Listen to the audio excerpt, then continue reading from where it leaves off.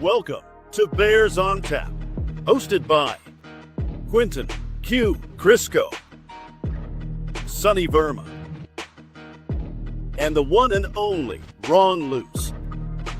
Bringing you all the news, analysis, and opinions on the charter franchise, Chicago Bears.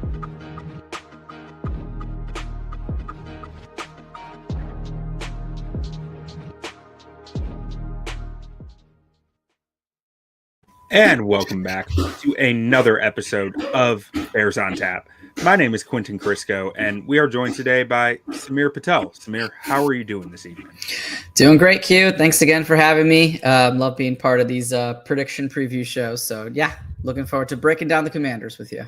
Yeah, absolutely. And that's what we're doing tonight, folks. We are looking at the Bears Monday Night Football matchup for Week 6. So, what is that, 6 days away, something like that? Yeah. Monday Night Football. It's a rematch. It's Caleb's homecoming again. It's the rematch, the replay of the Hail Mary game, right? Oh God. There's a lot to be hyped up about this one, don't you think, Samir? It's crazy, because this game was so hyped up last year just because you had the number 1 and number 2 overall picks going head to head. And who would have thought that it's going to be even more hyped a year from now, right? Just because how that game went down. And still the narratives around both of those quarterbacks. So, yeah, get used to seeing the Hail Mary a bunch of times on that ESPN broadcast. I'm sure they're going to be showing it ad nauseum leading up to that game. Yeah, and it was I believe it was on Kevin Byard's podcast. He had Tyreek Stevenson on over the last week. And it was really cool to hear Tyreek's perspective on it and how he needs to, in his words, it was, I have to wear it like a jacket, right? Like I did that. It was interesting to hear him talk about that's not me, but I did it. So I need to wear that. I need to be fully aware of it and accept it. I did that, but I don't want that to be me. I don't think that is me. And it was just an interesting conversation that I think is worth checking out. Yeah, I listened to that too. It was a good conversation. And another side of Tyreek, right, that you don't necessarily get to see because he does come off on the field. And I think most players try to play this way, right? Is that exudes confidence, borderline cocky, that kind of player and persona. And in that interview with Kevin Byard, he was very, like you said, he owned it. He wore it. He understands I did that. That's a part of me. And, as much as it's the Bears have to go back to Washington again. How many times have we gone to Washington? I think they kind of need this game, right? Because this is where their season fell apart last year. And now it almost feels for a bunch of those players, hey, we get a do-over here. We can flip the script. We can change the narrative. We can do this differently. And I think they penciled this, they've circled this, whatever you want to say. Though they won't probably admit it, might just be another game, but they're looking forward to this because it did totally change the trajectory of last season. Well, not just the players, the head coach. Yeah. The head coach lost in the wild card round to the Washington Commanders in a game that was a large upset. No one had that happening. Everyone had the Detroit Lions all the way to the NFC Championship. And first round knocked out by these Washington Commanders. So I think there's a lot of different aspects you can play in this game. Great point. The last time both Ben Johnson and Caleb Williams played against Washington, they both lost, right? And so this is definitely something that they're thinking about in some type of shocking fashion, whichever way it may be. But let's just take a brief look at the Commanders' starting lineup here. And I mean, I don't know, Samir, where does your head go to when you think of the Washington Commanders? What's the first thing that pops in your head? It's got to be Jaden, right? I mean, you take Jaden out and you put Geno in there, right? Like we saw last week with Las Vegas, and you're not nearly as worried about this team. But Jaden adds such a dimension to that offense, and you got to look out for him. I look at Terry McLaurin. Do we know if he's going to play or what his status is there on that side? I didn't get a chance to dive into it that much, but I bet you a quick Google search can give me a decent idea. Dan Quinn said they're optimistic about Terry McLaurin returning this week, but that, it's just optimism. There's nothing official. Yeah. Yeah. And Debo, I didn't think would be as successful as he's been so far this season for the Commanders. I almost wrote Fat Debo on the graphic. Yeah, I think it's I mean, hysterical that like Fat Debo is wrecking the leagues. He's clearly bigger, like thicker. Absolutely. And when you watch his highlights, it's just like he's rumbling through, and you're like, oh my god, what is this? Is that a linebacker? Is that a pick six? Nope, that's Debo. They're on offense. All right, so he's an interesting player to watch. I feel like in the past, the Bears had issues last week tackling, right? Those bigger, stockier type players with a lower center of gravity. My mind goes to Ashton Genty. Debo, obviously not as powerful as a runner, but he's a stocky guy. And if our tackling isn't as sound and disciplined as it has been in the past, I could see him catching an 8-yard slant, breaking a couple tackles, and getting a first down, getting 12 out of that, right? When he should have only gotten 6, 7, or 8. And if that happens all game, it's gonna be a long day for the team. Yeah, and to certain sects of football fans, the film nerds, I just want to let you know your statement about Geno Smith won't be taken lightly. The film nerds adore Geno Smith, myself included. Geno kicks ass, but he's been terrible this year. There's no question. I mean, yeah, the interceptions, the turnovers, it just hasn't worked out in his favor. But yeah, honestly, on that side, on the offensive side of the ball, Jaden obviously scares you. I think the Debo is better than we thought, and he will get those tough yards. So that side, for sure. On the flip side, the defensive line, there were some questions going into it. They had a lot of turnover, but Payne's been pretty strong, I think, so far this year. So I do worry a little bit, and we'll get to that the bad nice in a second there. But I think that could give the Bears problems, is that defensive line. Yeah, no, I mean, like one of the things that really stands out to me with their D line, it's not any individual, right? Like Deron Payne's a good player. Von Miller is up there in age. Jacob Martin played for the Bears last year. Dorrance Armstrong is a fine edge rusher, like probably a number 3. Like in best case, he's a number 3 edge rusher, but maybe a number 2. But you get production out of him consistently under Dan Quinn, so there's no arguing that. Like there's no one on this D line where you're like, that's a scary dude right there to me. But right. They have such a deep rotation. They have Javon Kinlaw behind these guys. They got Eddie Goldman behind these guys. Former Bears great Eddie Goldman. Yeah. Who's still in the league, which might retired then unretired. I don't know what. Well, yeah, it was such a bizarre thing, right? He retired and then he unretired, and he spent like the last 3 years or 2 years with Atlanta, but he didn't play a lot. And until like last year, he actually played a decent amount for them. And this year, he's like, he is a notable player for Washington. He is playing a good amount of snaps. So like, I don't even know how old he is now. Like he's got to be in his 30s, right? He's got to be, yeah. I forget what draft he came out of. He's 31. He's almost 32. No. He was Ryan Pace's first draft class. So that was what, 2015? Yeah. So that wasn't Mitch, right? No, Mitch was 2017. Okay, it's a couple before Mitch. All right, yeah. So yeah, you're right. I mean, he's up there in age, but like they're veterans, and of course, Dan Quinn is very good with the defensive line. We saw the success he had in Dallas. Now he had a lot more talent in Dallas, but he knows that spot, right? And the way he plays defense really helps the defensive line, just because he is a little bit of a mastermind, right? He's not Flus, where it's like, I'm only going to play zone, right? And this is what I'm going to do. Or he's not even Dennis Allen, where it's like, we're going to play man and we're going to be aggressive. He'll mix it up, and you have to like do a little pre-snap motion, figure out the coverage to know what you're getting out of Dan Quinn. So I think that he does a really good job with the pieces. He maximizes the personnel that he has. Yeah,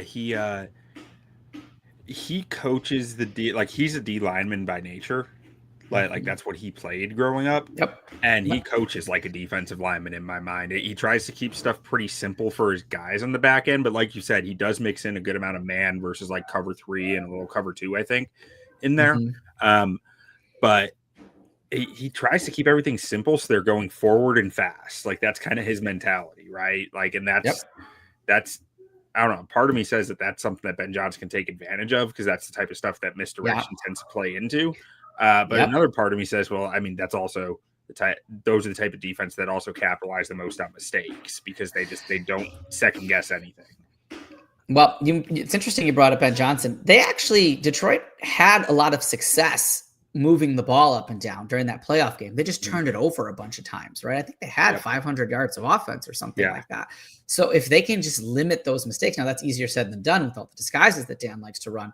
But now having seen it a couple times, maybe Ben's a little more ready for like, hey, here's what we want to do in certain situations. And I do expect Caleb to have success. One thing I wanted to ask you about is the rookie Connerly at right tackle. I feel like he might be matched up on Dio. Does that seem right in terms of what that matchup could look like? How do you see Dio, or maybe it is Tez Sweat having success? I think Sweat usually plays against the right tackle. I believe, and they might switch sides more than I've realized, but I feel like Dio's usually against the left tackle. Okay. So this has got to be a Tez game, right? Team that traded you going up against a rookie right tackle. Yeah. We need to hear his name at least once or twice. Yeah, we've got to. And I mean, I know he hasn't really gotten the sacks, but like, I don't know. When I watch the defensive tape, I feel like he's the only guy consistently making an impact on the pass rush. So like, I mean, I do feel like Montez is doing a decent job in the pass rush. I think he's just alone and he's not the caliber of player to really finish without some help, but I feel like he should be able to get some pressure against Connerly. I just don't know how many sacks that's turning into, and that's kind of the end all be all of it. Like how much is this going to turn into sacks, Yeah. Jaden is pretty elusive. He's not a sackable guy. He'll move around and he might get rid of the ball before you get to him. Well, I mean, it's funny you say that too, because if you can get pressure on him, he does take sacks. It's just that he's the ball's usually out before the pressure, or he's usually running before the pressure. Like he doesn't give you the chance to actually create that pressure all that often. But all that being said, let's get to our first segment here. The baddest man. All right, Samir, who is your baddest man on the Washington Commanders? I mean, I kind of gave this away when we were talking about it, but I don't know how you don't go with Jaden Daniels, right? Pretty obvious. I thought of maybe Ja'Cory Krosky-Merritt. He looked like he finally took off last week, and we know if anybody needs to get right in the running game, the Bears are the right recipe to do it. But I went with Daniels. Last year, he finished with over 320 yards. He had that long Hail Mary touchdown, which is kind of fluky, but he did rush for 52 yards last year against the Bears. And right now the Bears are tied for dead last in the NFL, right? With 5 sacks. Granted, they had their bye, so, that doesn't help them, but still 5, not great. Haven't been getting any pressure, and Washington leads the league in rushing yards per game, right? At 156. And the Bears also rank dead last in rushing defense. So not only do they need to get to Daniels, but they also need to keep him in the pocket and limit his scrambles and his running ability. So I think Jaden he's going to be the baddest man there, I think, on Washington. And he can hurt you 2 different ways, with his arm, or as the Bears can find out, with his legs too, because they haven't been able to stop the rushing attack for any team so far. Yeah, I mean, I think you're right. He has to be the first choice here, because whatever you do defensively is all going to revolve around it. It's always going to revolve around the QB, but more so than other guys. Yeah. Because he's so dangerous with his legs and he's such a unique player at quarterback. Mm-hmm. Like, he needs to be the focal point of whatever your defensive plan is, to a heavier point than really anyone else. And I'm curious. I'm trying to pull up. So let's see here. I'm curious how many rushing yards he had last week. 39 on 8 attempts, so a little over 4 yards a carry. Like, I'm asking this. I'm curious about this because he's wearing a big bulky knee brace. That's a good point. Yeah, and 8 rushes for 52 yards last year he was pretty healthy, right? Yeah. So 8 rushes for 39 this time. Like last week, Chargers defense is probably better than the Bears, but still, I think that's it's a notable thing here that I don't think he has the same mobility on his knee as he typically would, which was part of the reason why, like, I mean, for me, when he was coming down the draft, that was my biggest concern with him. Yeah. Right. It was like, this guy has a skinny frame and he takes a lot of hits. He's not a slider. No. He tries to get whatever he can. And maybe it's different now with the boot, but you're right. He will be limited. The Bears just have to stay disciplined, and keep him in the pocket and collapse that pocket, right? That's, like you said, that's how you get sacks on him. You get the QB pressure. Don't give him a lane to run out of, and then you might have some success there. Yeah. Now, for me, I mean, Jaden was one that I had on my list here. Another guy I was considering is Von Miller. And it's not because I think Von Miller is this big out of this world player anymore. I don't think he is, but I think he's still got a nasty first step and plenty of bend when he needs it. And if we're talking about Ozzie Trapillo and Eggs Benedict at offensive tackle, Von Miller's licking his chops saying, I can get some numbers today against those two, especially Ozzie. I think Ozzie would really struggle with Von's speed. So to me, that's just a big mismatch. Ultimately, that's not where I'm going, but like, I think Von Miller needs to be mentioned in the vast man category. So walk us through that a little bit, and you could probably break this down. Is Ozzie had some success against Crosby, right? When we looked at the maybe strictly PFF numbers or whatever those numbers were that they posted, he had some success against Max. Why would that success not necessarily translate to Vaughn? Are Vaughn and Max different types of players? Does Ozzie have a certain weakness that Vaughn could exploit? Or talk a little bit about that if you could. So I guess I'd start off with, and if you guys want more debate about this, join me and Ron tomorrow night when we talk offensive line and go through the tape. But Ozzie didn't have much success against Max. Okay. He didn't die. Right. Like, and that's what, like, frankly, a non-first round offensive tackle that you're throwing out there for his first start against Max Crosby, you expect him to die. Right. He's done. So, like, it's nice that he didn't just die. But, like, I don't think that he had a lot of success necessarily either. I thought the Bears schemed it up really well to make sure that he was passable enough out there. But, like, he didn't get a very good grade from me on his play. It was kind of interesting. It was good enough to pass by, to skate by. And that's not me. That's not hating on Ozzie. It's just the situation that is, like, rookie offensive tackles struggle. Second round picks are going to struggle more than first round picks typically. Like, Josh Connerly's had struggles for the Commanders starting at right tackle, and he was a first round pick. So, like, but something that, like, Max has a good first step, right? But, like, it's not an elite first step. Where he really wins is his pass rush toolbox, how many different tools he has in his bag, and his length, his pure length and power and ability to use those in conjunction with all his moves and a nice first step. Von's a pure speed guy. Ozzie, for as much as I like Ozzie, he is not a physically impressive prospect. Right? Like, it's weird to say because he's so huge. He's huge, but he's very average athletically. He just is for the offensive tackle position.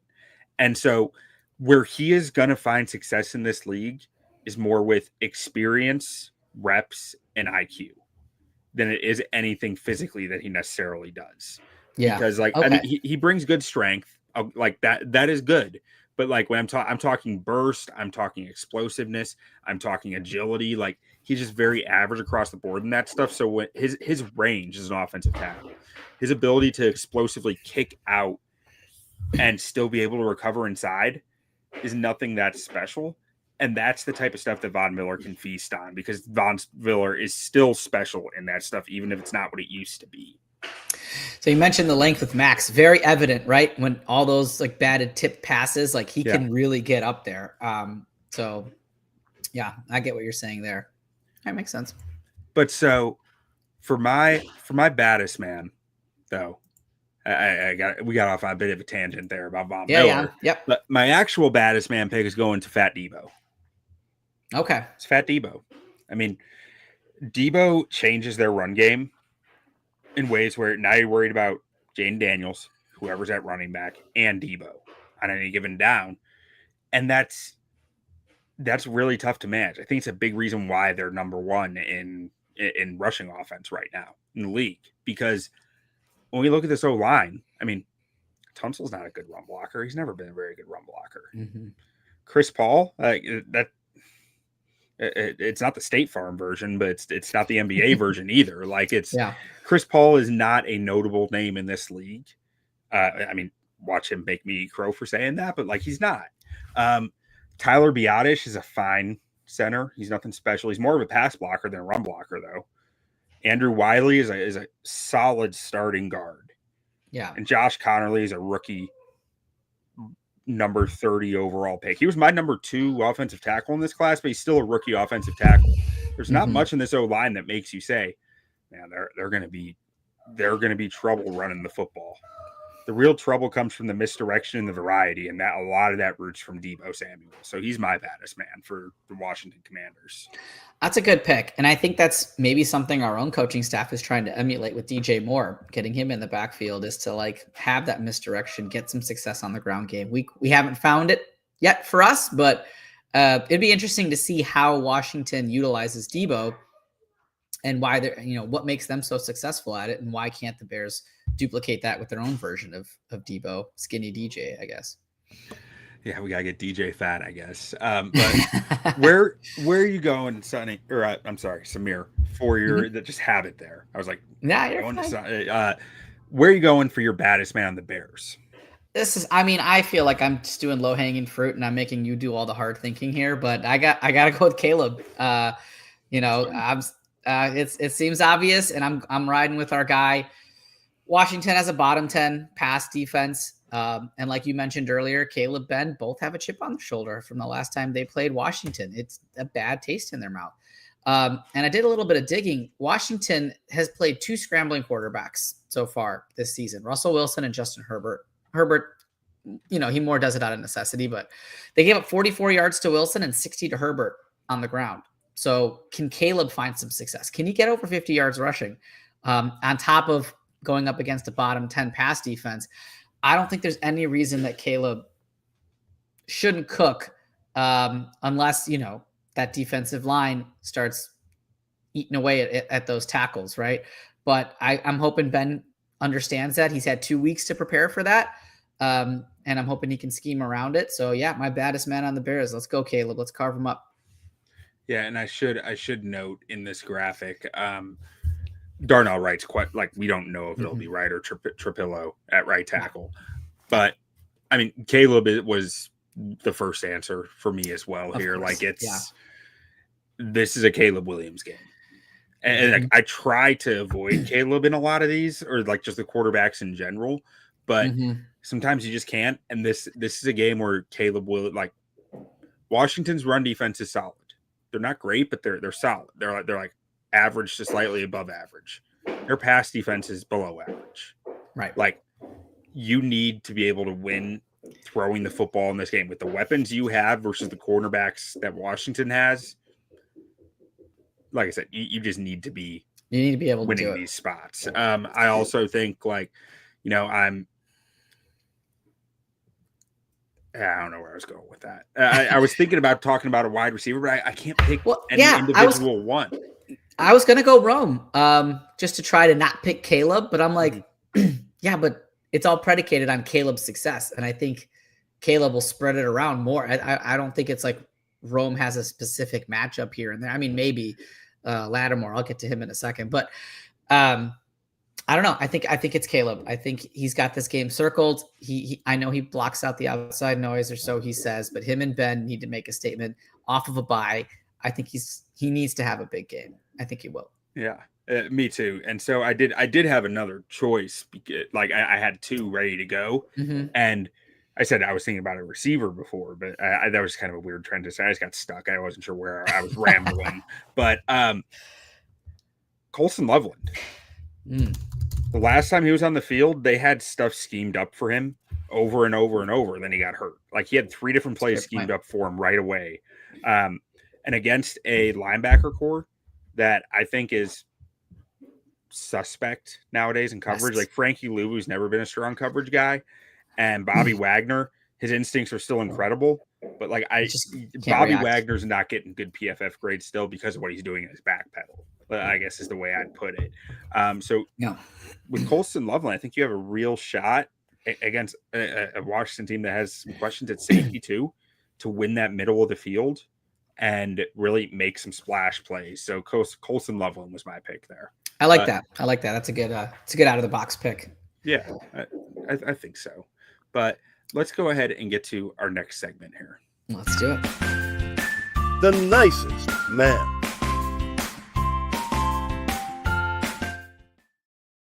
All right, we'll start with the Bears because that's where the graphics at right now. Samir, where are you going for your nicest man on the Bears this week? Oh man, I don't want to pick on him, but I'm going with our boy Eggs. Ugh. And I'm sure you're probably thinking that too, right? Look, and I'm assuming Wright's playing. If he's not playing, then I would probably lump both tackles in there. But if Wright's healthy, I'm not concerned about him. He's proven to be an island guy, at least in my opinion. Obviously you know more than I do, but if I think he's an island guy, you can leave him there. Eggs will be tough. It'll be easy to exploit him. Washington has 15 sacks on the season. I think that's tied for like third most or something. We talked about Quinn being a master of disguising coverages. Benedict hasn't seen a lot, right, of coverages or playing time or any of that, right? I'm worried that he'll get confused early, could lead to some false starts, could lead to some holding penalties just because he's out of position. Von Miller is kind of there, and they're a good defensive line. I worry a little bit about Eggs in his first start. Yeah, I think that's a great one. I didn't have that written down. I think I just I got blinders on when I was trying to think through this, and I just completely forgot about the offensive tackles. But that's the right answer, frankly. Like Eggs Benedict and Ozzie Trapillo need to be in this spot as that because they're the biggest question marks that the Bears have coming into this game, especially like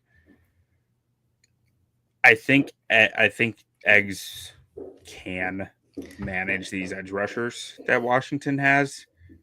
And I already laid out some of my concerns with Von Miller and Trapillo, but I'm looking at the Washington edge rushers and like Dorrance Armstrong might give Benedict some trouble just being more of a power guy. And that's not because I don't think Benedict has power. It's because he lunges into guys to keep the length disadvantage from impacting them. Yeah. And guys who have that length advantage can get into his pads when he doesn't hit that lunge right and just kind of olay him off of them. So that's more but generally I'm not that worried about that in this game because his foot speed is really quick and his power is good. But at the same time, he has a small sample size of anyone that we don't really know what he is yet. We are getting an idea based on the one game. And we saw some good stuff in there. We also saw some rough losses in there too that will, we need more. So that he's a big question mark, and that's a great answer here. But for me, I was going with the linebackers. I'm going either TJ Edwards or Noah Sewell, whoever starts, because I think they are going to get targeted in coverage. And I could go Nahshon Wright. I could go Nahshon Wright every week, right? But the guy's a backup, and I feel bad about just piling on him. So to me, I don't think Edwards is the guy he used to be in coverage. I think we saw that in the Lions game. We saw a few middle of the field throws from Goff where it was like a year or two ago. I think TJ would have broken that up. And if it's Sewell out there, I just don't think he's very good in coverage, period. He's really nice in run defense, but coverage is pretty suspect. And we're talking about a Commanders team that loves to get Zach Ertz involved, loves to do stuff out of 12 personnel, and loves to get Bill Krosky Merritt matched up on a linebacker. It used to love to get Austin Eckler matched up on linebackers. They are going to put your linebackers, the spotlight on them. And I think that's not going to be any different in this game. We're going to see them do that again. Yeah. And they're going to have to maybe cover Fat Debo, right? If he comes across the middle as well. And if they start scheming him, that tackling has to be better than what we saw against the Raiders when Genty got to that second level. Yes, absolutely. But moving on over to the Commanders, where are you going for your nicest man with them? So this kind of plays onto my baddest man for the Bears is picking on the Washington secondary. So I went with Marshawn Lattimore. You know, he was a former Pro Bowler. He's really underperformed. This season, I think he's got a low PFF grade. He's allowed like 11 or 12 catches in the first 4 games. And I think he's a large reason why that Washington Commanders pass defense has struggled this year. If the Bears can, and we talked about Dan disguising his coverages, if they can put people in motion pre-snap, which they like to do, figure out if it's zone, okay. But if it's man, who is Marshawn lined up against? Let's take advantage of that. Let's exploit those one-on-one matchups. I think they could pick on him on Monday. And, that's a matchup I would look forward to exploiting. Yeah, no, I mean, I think Lattimore is not the guy he once was. I think that I one of the podcasts, let's say it might have been like Football 301 with Nate Tice. I think he said that he thought Lattimore showed some good stuff last week against the Chargers. So I'm not sure. I didn't go and watch Marshawn Lattimore's tape to figure that out. But I'm skeptical because I don't think he's been, since he got to Washington, I think he's had a rough time. And I don't think that has, like, it seems like every time I catch something from them, I'm noticing him in a not great light. But for me, I'm sticking in that secondary. I'm going with Quan Martin. Okay. Illini fans out there might have just turned off the stream for that, but Quan Martin's had a tough time in the league. He really has not been what I think they hoped he would be. And he's kept the starting role, so like that's something. But I mean, let's see here. He's given up 212 yards this year on 11 catches on 15 targets. Like, it's not he hasn't been very good in coverage for them. He's been a solid run defender, but to me, that if he's playing over Lattimore, I'm not really that afraid of that. I'm like that I might be willing to throw into that section of the field. Still say that they're playing cover 3 and like you got Lattimore and Quan Martin going over to that side. Like, yeah, I have a hard time with it. And Sonny is disowning me for this take, but understandable from Mr. Illini over there. But yeah, Quan Martin's my nicest man this week. And no, Sonny, that's a great pick. Sonny, if you guys number, tell him to prove me wrong. Well, I'm glad we're both on the same page in terms of trying to exploit that Commander secondary. I think that is the a way that the Bears need to exploit to win this game. Yeah, and great comment from Seth here that the Bears getting Kyler Gordon back this week could be huge for the defense. And I mean, I know let's hope Kyler's a little more sure this time that he's actually playing. But because in week 4, he told everyone he was playing. He told us that he was like, I'm playing. And they didn't play. So now I'm like, does he actually know? And I think let's spend a couple of minutes on Kyler, because that is a big addition, right, to that defense, especially going against a team like the Commanders, where let's say they can't generate pressure with that front 4. Who's Dennis Allen going to really want to blitz, right? I think he's going to want to blitz Kyler, and Kyler is a great blitzing nickel. And somebody as quick as Jaden, right, as twitchy as Jaden, you want somebody that can hit that hole hard and get to him fast. And I think Kyler is like the perfect complement to that. I think he couldn't have come back at a better time. Yeah, no, I mean, I think Kyler's really kind of like for lack of a better term, like a skeleton key for Dennis Allen's defense. Like, because Kyler can do so much moving backwards and forwards. I do think he's better moving forwards than backwards, but like, clearly Dennis Allen was excited about this guy and about the possibilities of what different ways that he could use him and his versatility out there. And I'm excited to see what Dennis Allen had in mind, because I do think Kyler has some of that incredible physical ability that you can use him in a lot of really creative ways. Yeah. He gets the defense fired up, man. Like, he's the guy on the field that he makes a big play. He gets everybody else fired up. So yeah, doing front flips and welcome back, Spider. And but let's get to our final segment here, Samir. Let's do it. Keys to victory.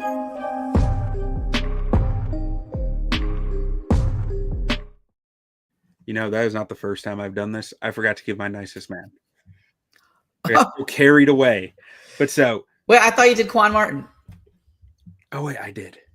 I didn't talk about my second option, though. Okay, So I'm going let's hear it. just before we get to the keys, I'm going to talk my second option. It's Chris Paul. I mean, Brendan Coleman got benched. Brendan Coleman started at left tackle for them all last year, moved to left guard this year because they traded for Tunsil and was struggling. They benched him for Chris Paul, a guy he's been in the league 4 or 5 years now. Like, it's not like he's a young player who's like just getting his chance. He's bounced through a few teams. Mm-hmm. I question whether this guy is he's had a change as a player. And to me, if I'm Dennis Allen, I'm attacking him with stunt after stunt after stunt to make him prove to me that he can do his job. So, like, that was the other guy I was thinking. I went with Quan Martin just to spite Sonny, but, like, Chris Paul was my other thought there. Yeah, that's good. I think the Bears need to find a way to get home. I think they need to improve that 5 sack total. Yeah. Now we can get to the keys to victory. We don't need to replay the graphic, but Samir, what are your thoughts for the first key to victory? So I got 2, and the first one is winning before the snap. So we talked about Dan Quinn doing with his coverages. I think identifying those coverages, figuring out where you're going to exploit the weakness, and then for the love of God, no penalties pre-snap, right? Knowing what you want to do, figuring out how to execute it, winning before the snap, I think is going to be a huge key to victory. If Caleb knows what defense is coming and then figuring out how to exploit it, because you said he takes some risks, right? If he can get over the top, exploit some of that man coverage, exploit suspect secondary play, I think that's a big key to victory. I like that. And that's so I have a handful written down, and that I think that plays better like into the one offensive one I had written down. I always have an easier time coming up with the defensive ones than the offensive ones. But like, so my offensive one was to attack through the air early. But like, I think that kind of matches it. Like if you're pre-snap, you're seeing this look, then just attack it because that's what you're looking for. And against this team, if you can get a lead, I think you can win the game. But it's all about not giving them the upper hand because they are really tough to slow down once they're playing with the lead. So, like, I like that key from you of just winning pre-snap and how that plays into the passing offense aspects of it. Now, my first one that I had written down here is run line integrity on every down. Okay. Yep. Very simple, right? Yeah. They need to be disciplined. And, a lot of keys to victory tend to be pretty simple, but like they're slightly different each week. And this is not a team you can be undisciplined, even in the pass game in your rush lane integrity. You need to be playing like a contained style rush where you are making sure you're not letting Daniels get easy outlets like through the middle of the line of scrimmage to get the middle of the field, especially when you're running man coverage. Like when all your coverage players are focused on the receiver, not the quarterback, that's when scrambles get deadly. We saw that with Justin Fields all the time. Teams who ran a lot of man coverage, he'd bust off 80-yard runs against them. Yep. That's the danger because we're going to play man coverage, right? And is Jaden going to see that lane? And our linebackers or whoever are going to have that gap discipline to, hey, mind your gap, keep the contain. Because as soon as your edge guy goes inside, Jaden's going to just, if it's man, he's just going to leave the pocket, on the outside and run. So that's a very good key right there. Yeah. And like a few other notes that I had along with it is some of the O-lines that I talked about earlier, really that their O-line executes well, but they're not anything special talent wise. And they really create that run game with the variety that they bring to the table with Debo, Daniels, and whoever they have at running back in the moment. So that just being disciplined in those run lanes is the key to slowing down their rushing attack, as well as winning with power, like which in theory the Bears D-line should be fine with, but they haven't been this year. So like that kind of plays into this as well. Like you need to consistently maintain the point of contact and the attack point. Yeah. As the defensive lineman. Yeah. But, and then Samir, did you have any other ideas? Because I have one written down here, but I want to throw it to you first. I got one more, and that one's Okay. keep Jaden off the field. I think Okay. games, long drives, I think will be the Bears' best friend. Keeping the defense fresh because I haven't watched the commies a ton this year, but when I do watch them, yes, they have big play ability, but man, they just like 8-yard you to death.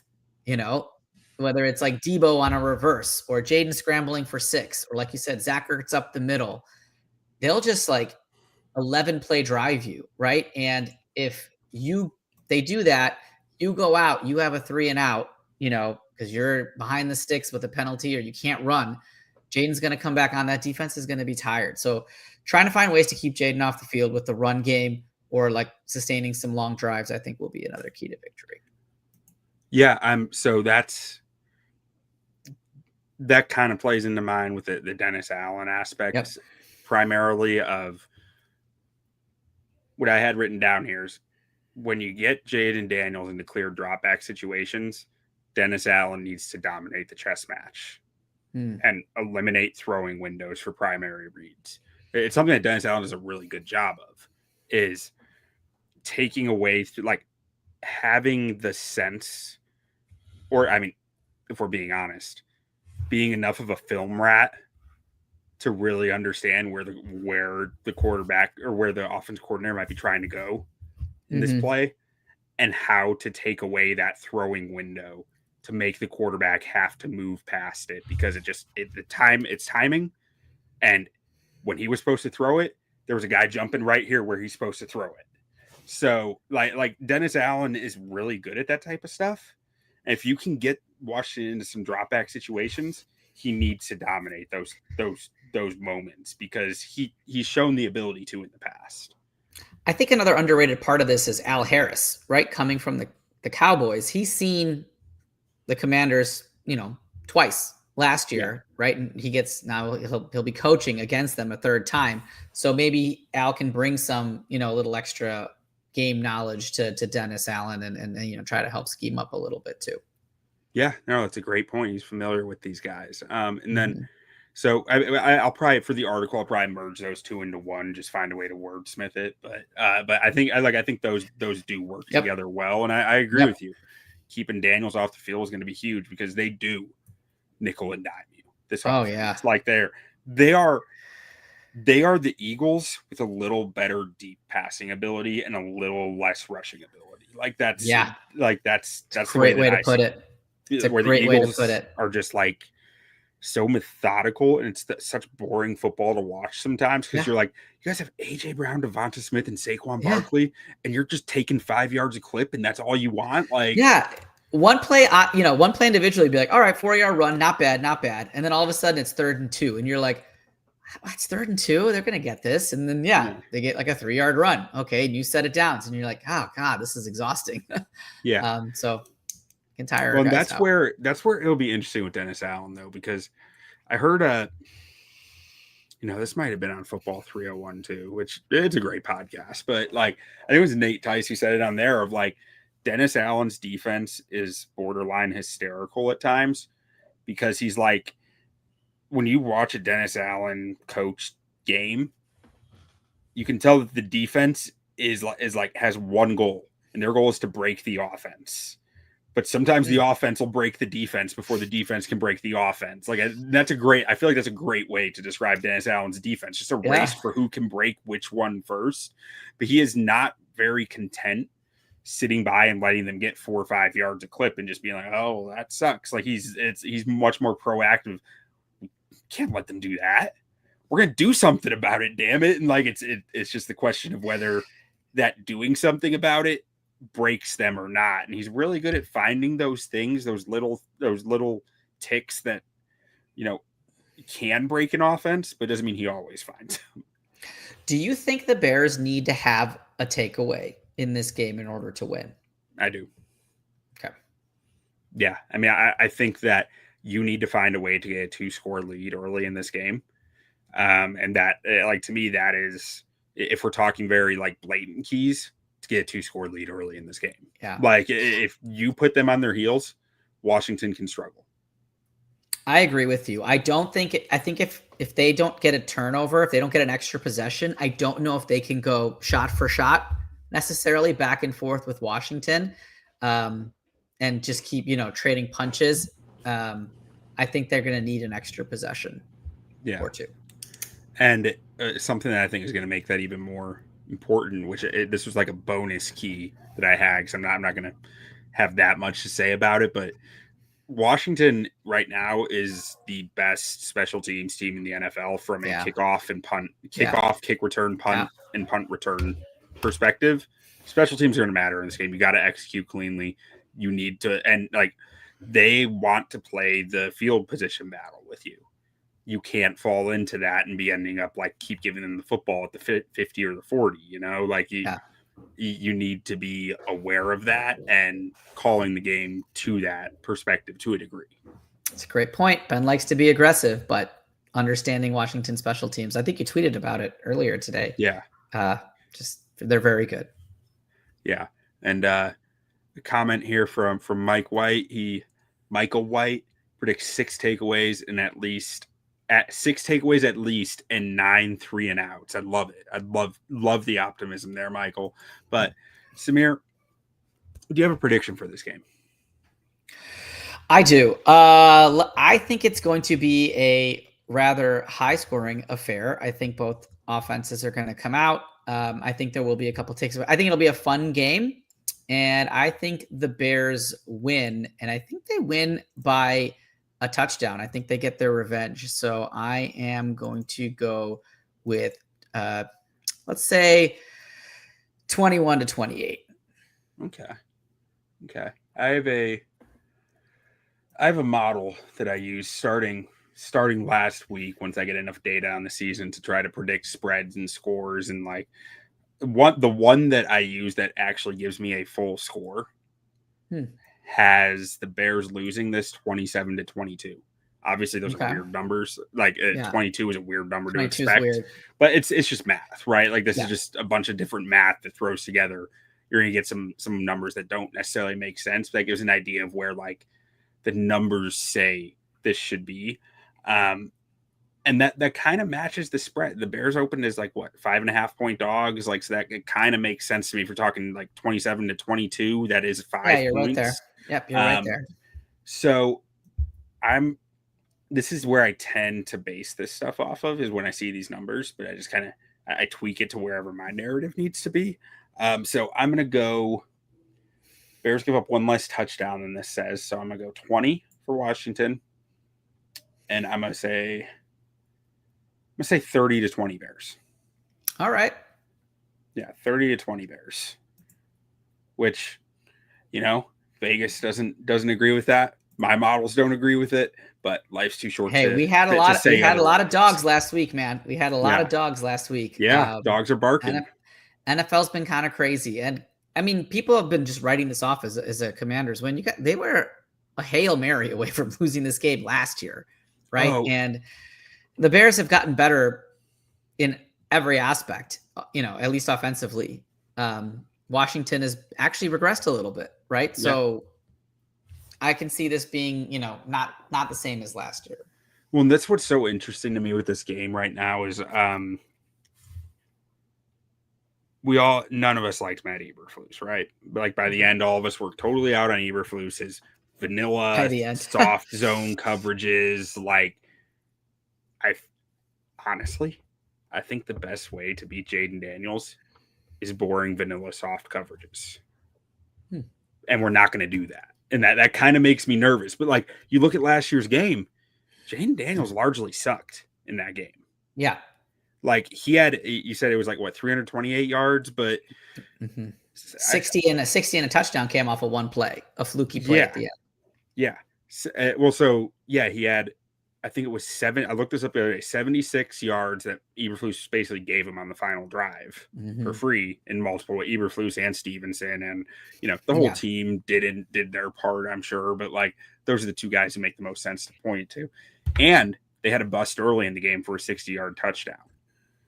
So you're talking 130, 140 of his yards came between those two moments out of his 300. Like, his numbers are pretty rough outside of the 60-yard busted coverage and the Hail Mary.